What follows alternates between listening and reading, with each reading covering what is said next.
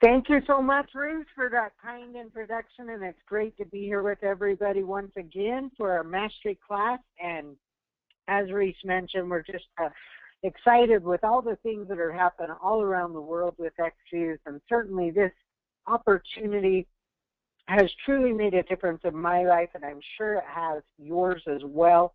And that's why we're here, is to learn how to truly master this trade and take the knowledge and the blessing that we've been given, that we've been blessed with, and turn around and share that in a way that someone else can see in this opportunity and in this company the same thing that we saw. So hopefully you're gaining and growing from this experience. I know if you're doing the assignments on a weekly basis, you're probably finding some things a little bit uncomfortable, some things a little bit challenging, and that's great. That's good news.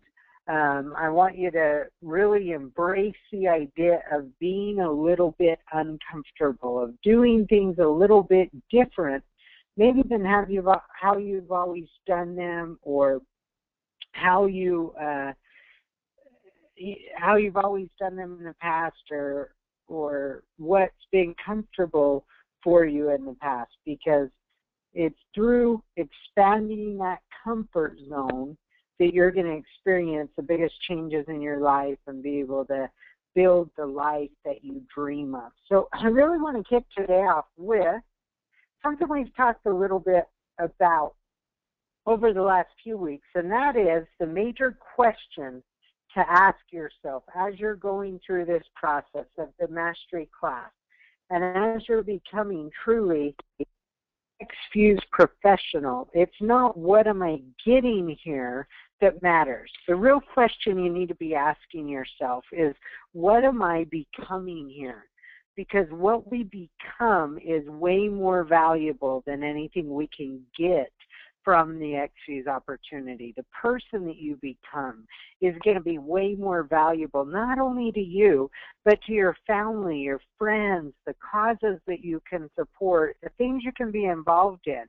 What you become is your true value to the planet.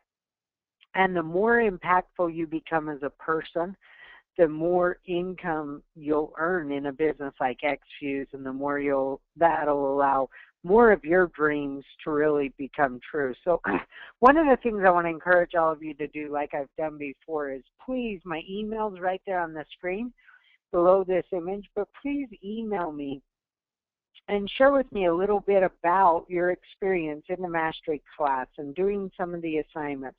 Good, bad, or ugly. Share with me what you're becoming in the process. Now, I've heard from several of you that have joined our Finding Ninja Club, and some incredible testimonies have been coming through. I also got some emails this week from others of you just sharing your overall experience, or with the assignments last week, or some of you sent me your scripts of your stories, your product story, your business story that we talked about last week, and I appreciate that as well. And some of you, I owe you a reply email. I'll be getting those out hopefully tonight. But I want to let you know how much I appreciate that feedback. That helps me to design content that will truly be beneficial to others. And it also, it's really what juices me. It's really that's my why at XFuse. My main why is to do something that's of value, to see other lives being blessed by what I'm putting into my business. So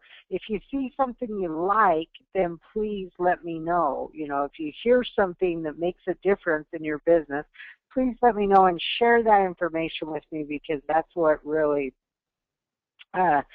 that's my why, is I'm here to serve you, and hopefully you're getting benefit from what we're delivering. So, but again, question yourself always through the process.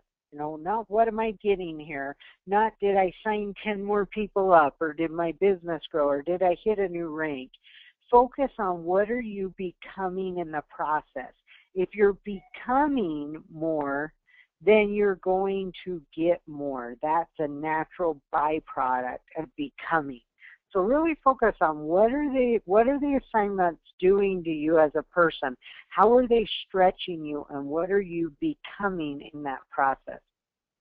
This week, we are on skill number 4, and skill number 4 is on following through. You know, it's always been said in our profession, I've heard it said from many, many people, the fortune is in the follow-up. And my good friend and our Senior Vice President of Sales, Paul Morris, will tell us the fortune is not in the follow-up. The fortune is in the follow-through. And this goes right along our theme of what are you becoming? Because this week we're going to be working on some assignments that are truly going to make you a better person.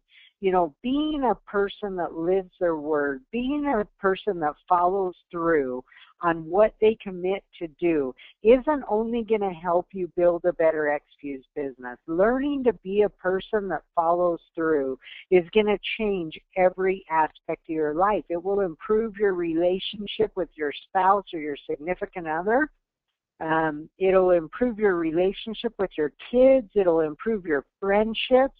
It'll improve the impact that you are able to make at your employment. It'll make you a better, you know, employee or boss or partner, whatever roles you find yourself in life. For some of you, I know you're ecclesiastical leaders. It'll make you a better bishop, right? If you could just follow through. We all need help in following through. So at its simplest form, what is following through? Following through is simply doing what you say you're going to do when you say you're going to do it. Now, I will be the very first to admit I am far, far from perfect in this area.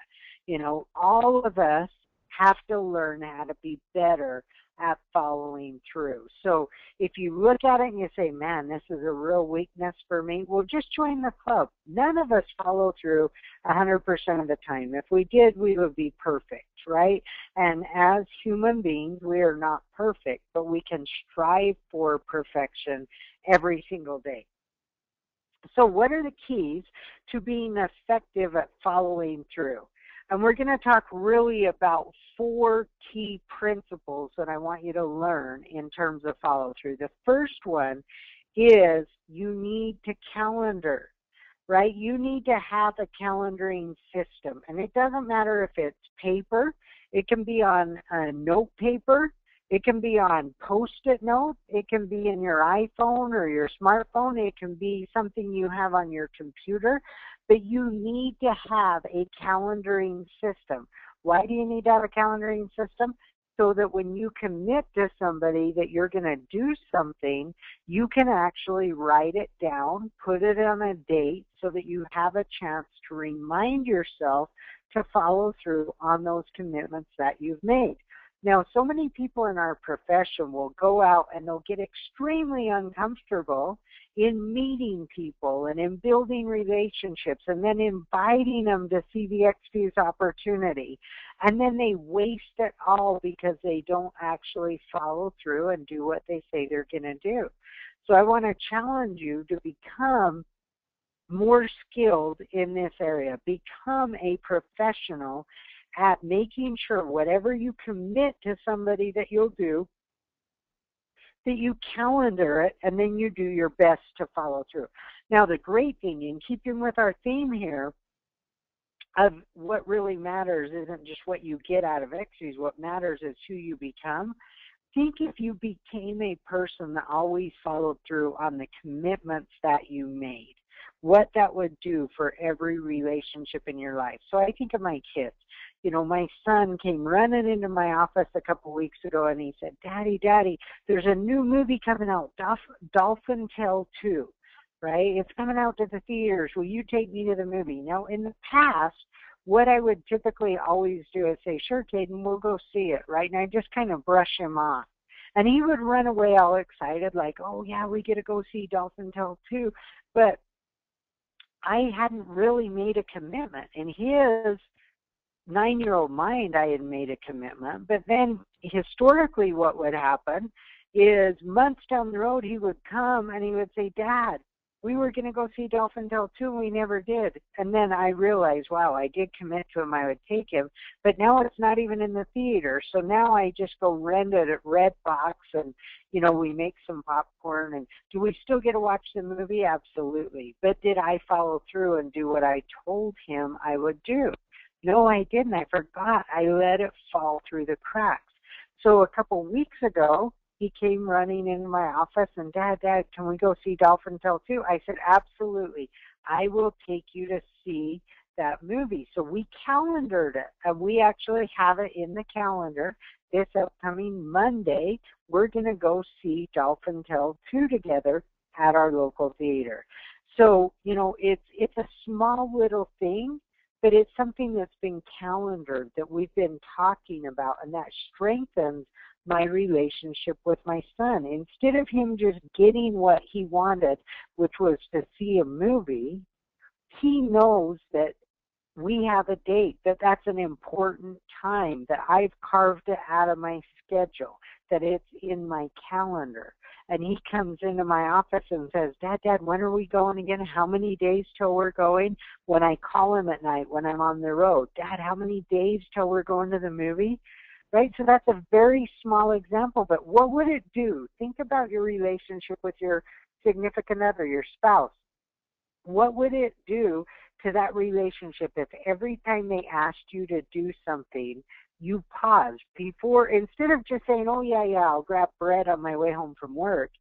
If Sarah called me, if I paused and said, honey, let me look and see, yeah, I'll have plenty of time. I'll stop and do that. Let me put it in my phone. Let me put it in my calendar, right? What I'm doing is I'm validating to that other person, this is important. You're important, and I will make note. I'll take action. I'll calendar it right now. The other thing you can do is, if you're following through, most people in our business don't ever follow through with the commitments that they make. So if you calendar it and you actually follow through and you send that sample, or you send the email, or you drop off the brochure, you're going to stand out in the crowd in a dramatic way, because people are so used to never being followed through with. Most people don't even really expect someone to follow through anymore. They just know they're going to have to call and remind you, right? Or they know if they really want that information, they're prepared to call to get it, because most people just don't follow through. So number one, get a calendaring system. Whatever works for you, paper or digital is fine, but just have a system. Have one calendar. One thing is, don't have 5 or 6. You know, don't have one at your desk and one that you carry with you and one in your phone and one in your computer, unless they all sync together. Do not use more than one calendaring system, because it'll be so distracting you won't be able to keep track, and more things will just fall through. So get in the habit of using one system, okay? Concept number 2, and I love this image. It feels good to be lost in the right direction, right? And I love spending time outdoors. I love hiking. That's something Sarah and I are passionate about. So, you know, this looked like the right direction to me, just heading off into the mountains and being out in nature, and that'd be great. And even if I'm lost in the woods, it feels good, because I love my surroundings, right? So sometimes it can feel good to be lost in the right direction. What do I mean by that? I mean that sometimes you have a meeting with a prospect, okay? So you go to the meeting and you do a presentation, and we don't follow through with that exposure. We don't set up another exposure, because it just feels so good to be presenting, right? It's like you had a goal of doing 5 presentations this week, and you're on your 5th one, and you're like, yes, I hit my goal. But sometimes we lose sight of what's the goal of that meeting, right? So the concept is this: the only reason to have an exposure, whether that's getting someone to show up at a meeting, or doing a one-on-one presentation, or getting someone on a webinar, or watching a video, or, you know, sending a text, the only reason to expose somebody to XFuse is to set up the next exposure, right? Your direction, where you want to be, is on the pathway of taking that prospect from exposure to exposure to exposure. So don't ever lose that vision of my only goal with this meeting is really to set up the next meeting. If your goal, if you go into the meeting thinking, I want to sign this person up today, right? And that's your goal. That person may try the product and love it and want some more information, and they leave the meeting and they didn't sign up. And you feel devastated because they didn't sign up, but really they're one step closer on the path to signing up. And you let yourself get discouraged and frustrated and depressed because you had an expectation that they were going to sign up. So concept number 2 is make sure you keep in your mind the only reason to be in front of somebody, sharing the opportunity with them, is to set up the next opportunity to get with them again, to share with them again, to set up the next exposure. Number 3, and I love this comic strip. You know, the guy walks out of the office and he said, then he slammed the door on me. And the lady says, that's not the closing you were hoping for, huh? Because the closing of the door, I love that comic strip, you know, not the closing you were hoping for. Realize concept number 3 is it on average will take 4 to 6 exposures for the average person to join your XFuse business or to become a customer of the XFuse products. Most people, an extremely large percentage, the first time they're exposed will not purchase or get involved.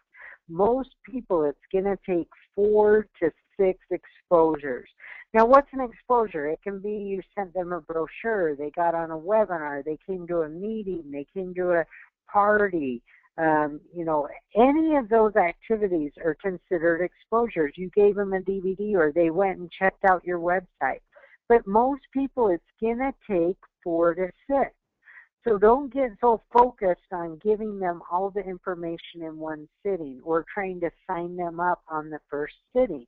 Realize it takes 4 to 6 exposures, and your goal is for them to develop education and understanding about who we are at XFuse and what we have to offer. If your only goal is to get them farther down the path and to have them more educated and have them have a better understanding of who we are and what we do, then no matter if you're leaving with an order or not, or whether you're leaving with them being involved or not, it doesn't really matter because we have the next exposure set up and we know we educated them and they have a little bit further understanding of who we are and what we do here at XFuse. And lastly, concept number 4 is if you look at this sales process, okay, and the lady's telling the salesperson, you know, you're going to go through all this scenario, right? And then at the bottom, and then you'll close the sale. And really, this is how a sales process should work. You know, it shouldn't be you meet somebody on the street, you interrupt their day, you tell them all about XFuse, and they say, yeah, I want to join. And then they get involved and then they build a big business. So that may happen from time to time, but that is not the norm and it's not what you should plan on. It should be a process like you see on this board where you're guiding them from one exposure to another. You're following through on what you said you would do, and because you're following through, you're building trust. And because you're building trust, they're willing to learn more and understand more. Now, concept number 4 is you want to condense those exposures for better results. What does that mean? Condensing them means you're going to collapse time frames.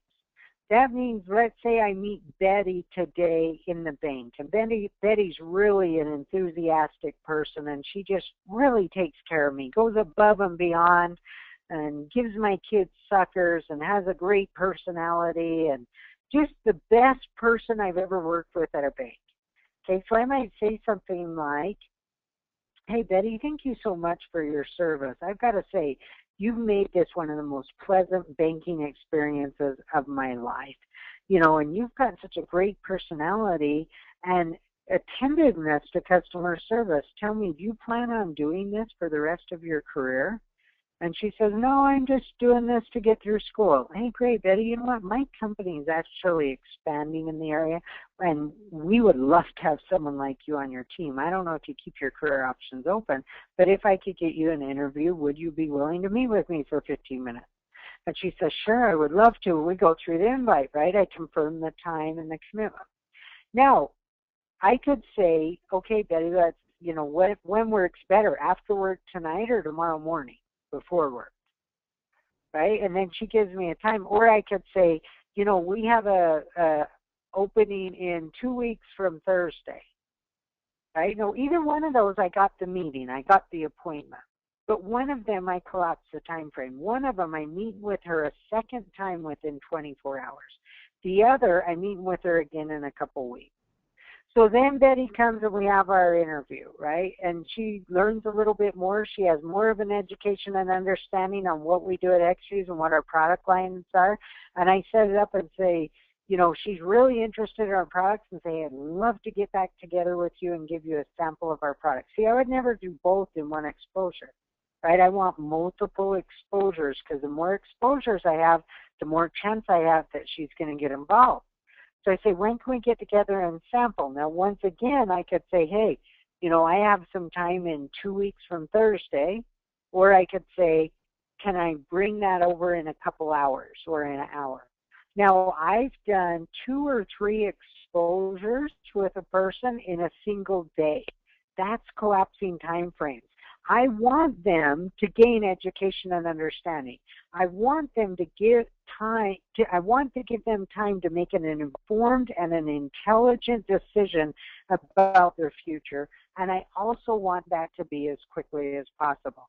So I'm not going to push them. If Betty said to me, hey, Joe, listen, tomorrow doesn't work for me, but next Monday would work.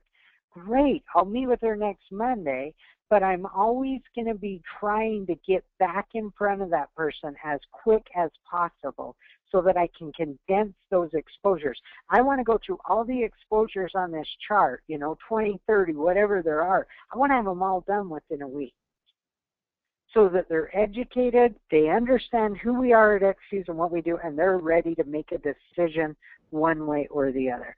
So that is really the art of following through. Number one, do what you say you're going to do. Make sure you calendar it. Make sure you follow through. If you forget something or something slips through the cracks, apologize and get them the information, but try and always become a person that thinks before you commit. You check your calendar before you commit, and once it's in your calendar, people can take it to the bank that you're going to do what you say you would do. Number two, remember, the only reason to expose somebody to XFuse is to set up the follow-up exposure. Number three, realize your average person, it's going to take 4 to 6 exposures for them to join your business. And then number four, condense those exposures as much as possible to get better results. Reality is, if you give them 10 pieces of information over 10 weeks, the odds of them joining are very, very small. If you give them the same 10 pieces of information over 10 days, the odds of them joining are very, very high because they will opt out of moving forward if you're condensing the exposures.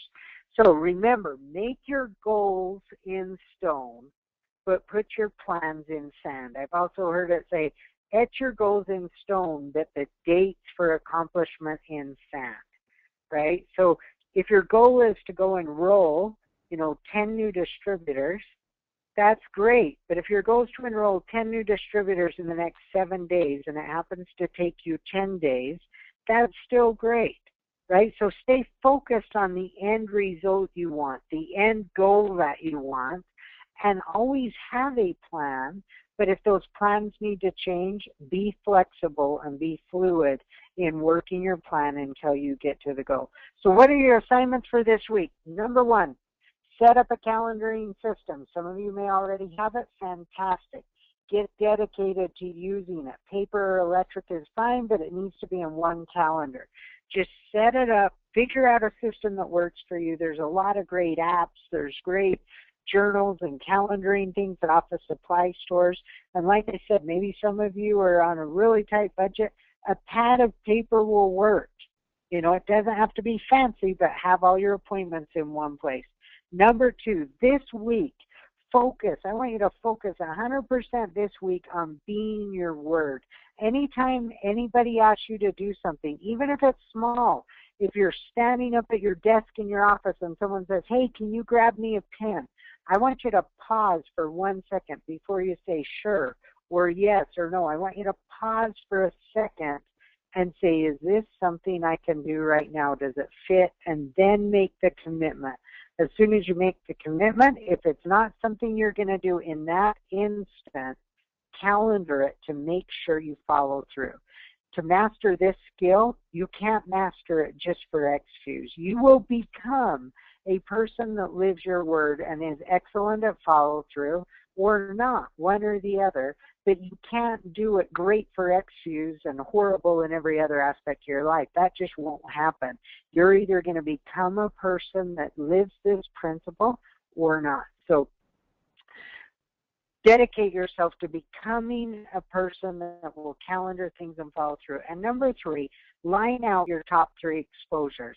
Because remember, our goal is to move from exposure to exposure to exposure. Know what your top 3 favorites are and be prepared for how you will use them when the opportunity arises. Don't wait till you have a prospect on the hook and then say, oh, dang, what do I do? And go make your plan. Have your plan ahead of time. So let me give you an example. With people in the service industry, now this could be waiters, waitresses, people that work at a bank, anyone who works at a job where they're serving you, and that is their job, is to take care of you in some fashion as the customer. These are people that I target. So I have my script. You know, we're looking to expand in this area. You've given me some of the best service I've ever received in my life. I want to thank you so much for that. Tell me, do you plan on doing what you're doing now for the rest of your career, or do you keep your options open? Right, so I've scripted out my invite, and I've rehearsed it over and over and over thousands of times till it just rolls off my tongue. So now, when I get great service, it's easy for me to just invite somebody. Now, what do I invite them to? The first thing I invite them to is to sit down with me for a 15-minute interview. Right? I'm going to interview them and see if they're a good candidate to work with me. I don't sponsor everybody I interview. Some people don't have the right mindset. I know it's going to be way more work than I want to put in, so I don't sponsor them. So it's an interview. I invite them to a 15-minute interview. And in that interview, I share a little bit about Fuze with them. I do the 100,000 a year no selling presentation. That's just what I do. That's my first exposure. When I'm done with that exposure, I simply ask them a question. Tell me, Betty, what did you like best about what you just saw? I don't ask her if she liked it or didn't. I don't ask her, do you like the product or the opportunity? I don't want any preconceived notions. I just say, tell me what you like best. Now, why do I say, what do you like best? Because if I say, did you like it, we are programmed by society in today's world to tell what we didn't like about what we just saw. So if you always ask the question, tell me what you like best about what you just saw. Now, she might say, hey, the product's really interesting. Fantastic. I would love to get you some product samples. Any chance we could get back together today so you could taste how amazing these products are? Right? So I set up my next exposure. If she wants to learn more about the business, I want to get her on a 3-way call. So I set that up as an exposure. Listen, I want you to talk to some of the people that are really having success with what we're doing right now. If I could set up a call for today at 4 o'clock, might you be available to learn more? Yeah, I would. Great. My next exposure is set up. So I use the 100,000 a year presentation. I use the product sampling. I use getting them a product brochure. I use a 3-way call. I use videos that I can send to them or that they can get online. It doesn't matter what you use as your exposures, but you need to have your arsenal ready. Okay, at Fuze we have a lot of tools. We have a lot of brochures, a lot of videos, there's a lot of different different exposures that you could create. And if you're not sure what to do, get with someone in your upline. They'll tell you what is working for your team.